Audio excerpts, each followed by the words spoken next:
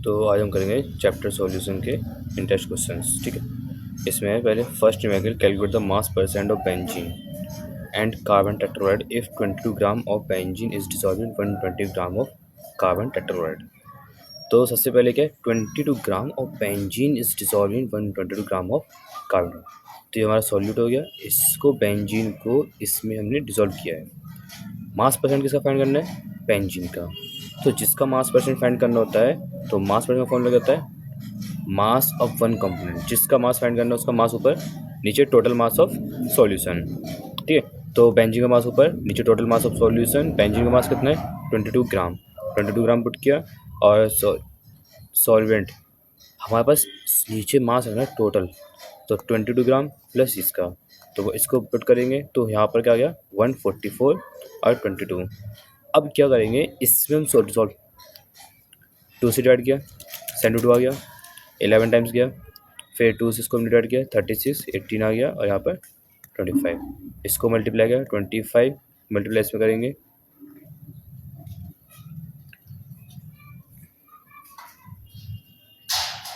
ये आ गया and then ये परसेंटेज। अब तो अगर हमें मान लीजिए इसमें पूछ लेता इसका भी मास परसेंट निकालो, तो हमें पता टोटल परसेंट तो हो गया 100 ग्राम, 100, तो उसमें अगर इतना परसेंट ये हो गया बेंजीन, तो 100 माइनस कर देंगे, उसका टोटल मास मिलेगा। या फिर फॉर्म लगा दो, यही सेम, ऊपर मास रख देंगे किसका, कार्बन टेट्राक्लोराइड का, नीचे टोटल मास इनटू 100, सेम। अब सेकंड क्वेश्चन क्या है, calculate the mole fraction of benzene in solution containing 30% by mass in carbon tetrachloride. तो यहाँ पर जो है बेंजीन का परसेंट निकालना है, मास मोल फ्रैक्शन, और उसको डिजोल्व किया गया 30% by mass in carbon tetrachloride, मतलब बेंजीन को कार्बन टेट्राक्लोराइड में डिजोल्व किए गए हैं। तो हमें पता है मास परसेंट वाला क्या होता है, ये जो भी होता है मतलब मास ऑफ वन कंपोनेंट, मतलब कि 30%, that's mean 30 gram of benzene present in 100 gram of solution. तो वे ऑफ सॉल्यूट पर 100 के हिसाब से कितना होगा, बेंजीन 30 ग्राम हो गया, सॉल्वेंट कितना हो गया, अगर हम 100 में से सॉल्यूशन में से सॉल्यूट माइनस कर देंगे तो कितना आएगा, हमारे पास सॉल्वेंट आ गया। तो 30 ग्राम ये आ गया, सॉल्यूट सॉल्वेंट आ गया। हमें बेंजीन का मोल फ्रैक्शन निकालना है, तो मोल फ्रैक्शन सिंपल फॉर्मूला क्या होता है, हमें पता है मोल फ्रैक्शन फॉर्मूला क्या होता है, मोल फ्रैक्शन फॉर्मूला होता है number of moles of one component upon total moles of solution. तो जिसके मोल्स फाइंड करने हैं उसके मोल्स ऊपर आएंगे, नीचे जाएंगे टोटल मोल्स ऑफ सॉल्यूशन आएंगे। तो हमें दोनों के मोल्स फाइंड करने होंगे। तो हम पहले करेंगे बेंजीन के, कार्बन टेट्राक्लोराइड के, एंड देन पुट कर देंगे। तो बेंजीन का मोल्स कैसे निकालेंगे, इसका वेट ऑफ सॉल्यूट। ठीक है, इसका सॉल्यूट का वेट कितना है, हाँ बस ये आ गया बेंजीन के मोलर मास ऑफ बेंजीन, तो यहाँ पर जो है इसका वेट आ गया 30, और इसका मोलर मास हो कार्बन C6H6, कार्बन कितना हो गया 12 6 जा 72, और हाइड्रोजन कितना हो गया 6 1 जा 6, तो 78 ये आ गया इसके मोल्स। और फिर क्या करेंगे, हमें कार्बन टेट्राक्लोराइड के निकालने, कार्बन टेट्राक्लोराइड के मोल निकालने के लिए उसके वेट नीचे तो उसका मोलर मास, तो इसका वेट है 70 ग्राम, ये आ गया। मोलर मास, कार्बन का मोलर मास 12, क्लोरीन का होता है 35.5, और इसकी मल्टीप्लाई करोगे 4 में तो कितना आएगा 742 आएगा।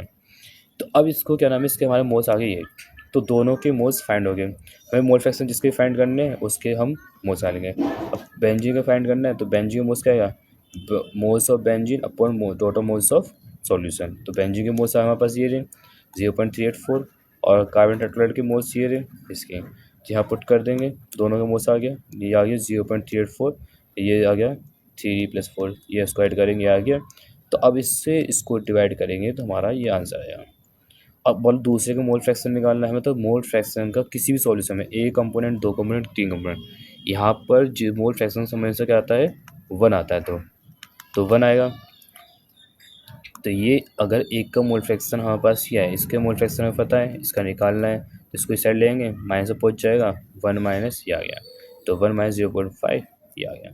और मोल फ्रैक्शन क्या होती है, यूनिट लेस होता है, इसकी कोई यूनिट नहीं होती है, क्योंकि इसमें ऊपर भी मोल्स होता है और नीचे भी मोल्स होते हैं। फिर नेक्स्ट क्वेश्चन है question number 3, calculate the molarity of each of the following solution 30 gram cobalt nitrate hexahydrate in 4.3 litre of solution. इसकी फाइंड करने के मोलैरिटी फाइंड करनी सबके में।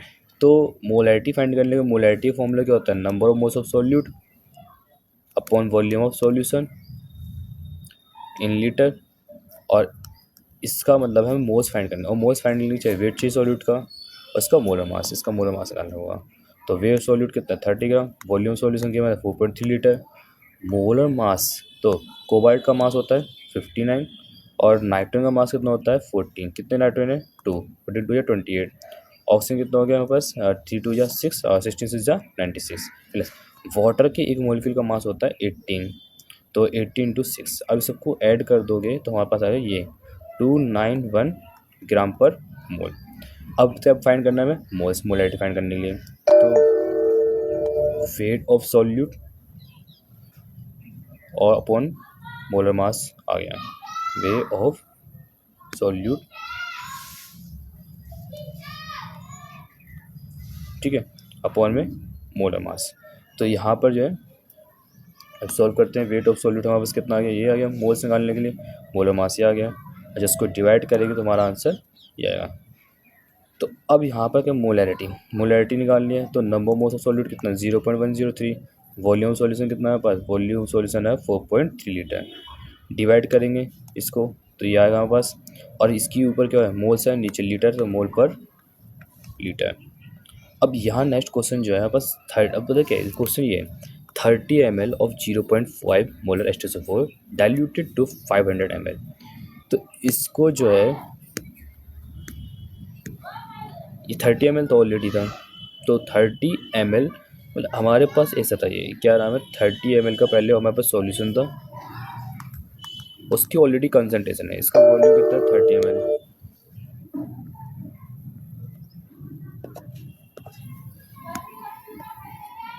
30 ml है और इसकी कंसंट्रेशन कितनी हमारे पास गिवन है 0.5 molar, 0.5 molar.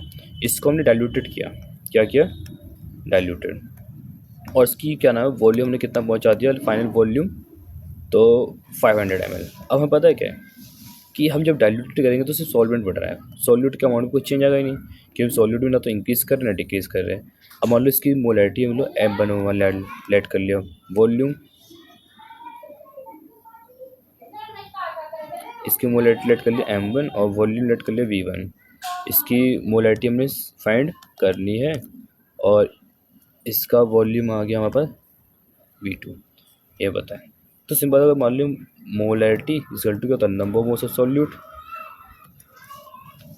Volume solution, after dilution क्या होगा मोलैरिटी नंबर मोल्स तो दोनों सेम है, इसके सॉल्यूट में कुछ चेंज किया नहीं हमने, तो 5 मतलब तो यहाँ पर आ गया। तो यहाँ पर दोनों के मोल्स क्या है N M1 V1 और इसका क्या है N M2 V2। तो इन दोनों की हमारे क्या है सेम है, तो मतलब कि M1 V1 M2 V2 में फॉर्मूला अप्लाई कर सकते हैं। तो यहाँ पर जो है ये पोर्शन जो है इसके फॉर्मूले हम अप्लाई करेंगे, तो M1 V1 M2 V2। तो यहाँ पर क्या इसकी स्टार्टिंग मोलैरिटी कितनी थी, स्टार्टिंग मोलैरिटी हमारे पास 0.5 है, और फिर हमारे पास इसकी क्या नाम है वॉल्यूम हमारे पास 30 ml है, और इसकी मोलैरिटी सेकंड निकालनी है, वॉल्यूम में हमें गिवन है। तो इस तरह से हम इसको क्वेश्चन को सॉल्व कर लेंगे। तो अब ये यहाँ पर 500 आ गया, इसको मल्टीप्लाई से डिवाइड पहुँचेंगे 30 × 0.5 अपॉन 500 आ गया। तो अब इसके 0 से 0 कैंसिल हो गया, अब 0.5 × 3 कितना हो गया हमारे पास, ये आएगा 1.5 अपॉन 15।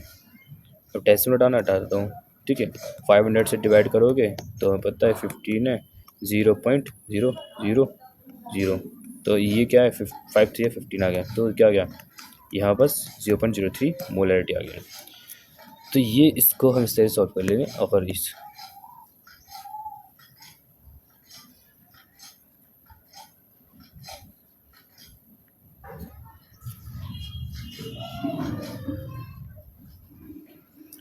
अब आता है next question, calculate the mass of urea required in making 2.5 kg of 0.25 molar solution. That's mean हमें इतनी मोलैरिटी का सॉल्यूशन बनाना है, उसके लिए हमें यूरिया और हाँ इतनी मोलैरिटी का होना चाहिए, सॉल्यूशन मास इतना आना चाहिए। तो पहले चेक करेंगे 0.25 मोलर सॉल्यूशन में इसके हिसाब से कितने मास बैठ रहे हैं। तो 0.25 मोलर का मतलब क्या होता है, 0.25 molar means 0.25 moles of solute that's mean urea present in 1 kg of solvent. Solvent मतलब हमारे पास पूरा वाटर जो है। अब यहाँ पर क्या है इसका मतलब है पर केजी सॉल्वेंट के हिसाब से 0.25 मोल सॉल्यूट के होंगे, ठीक है। तो यहाँ पर जो है वेट ऑफ 1 मोल यूरिया, अब पता हम चेक करेंगे 1 केजी सॉल्वेंट जितना हमारे पास पर केजी हिसाब से जो है यहाँ पर सॉल्यूशन का मास कितना आएगा और उसमें यूरिया कितना रिक्वायर्ड है, फिर हम कंपेरिजन कर देंगे। तो यहाँ पर क्या है 1 मोल यूरिया का मास कितना होता है 60 ग्राम, वही मोलर मास। नाइट्रोजन है हमारे पास, नाइट्रोजन 14 2 जा 28 प्लस, और फिर उसके बाद क्या हाइड्रोजन कितने हैं 2 4 आ गया प्लस, और कार्बन कितना है हमारे पास, कार्बन 1 है 12 कर दिया हमने प्लस, ऑक्सीजन कितना है 16 है 16 यहाँ पे पुट कर दिया, सॉरी हाँ 16 हो गया 28 प्लस 4 32 और प्लस 12 कितना हो गया 44 प्लस 16 ग्राम पर मोल आ जाएगा। तो इस तरह से हम इसको सब कर लेंगे। तो यहाँ पर क्या way of 1 gram mole urea कितना 60 ग्राम, तो 0.5 मोल को कितना होगा 60 इंटू 0.25 दैट्स मीन 15 ग्राम। तो हमने निकाल लिया, फाइंड कर लिया कि 1 केजी के हिसाब सॉल्वेंट है तो उसमें यूरिया हमारे पास इतना ग्राम है। तो हमें लेकिन ले सॉल्यूशन दे गिवन है, तो total mass of solution of 0.25 mole solution कितना आएगा, उसमें हमारे पास क्या 1000 ग्राम मतलब 1 केजी सॉल्वेंट हो गया और 15 ग्राम कौन हो गया सॉल्यूट हो गया। तो टोटल कितना आ गया हमारे पास ये आ गया।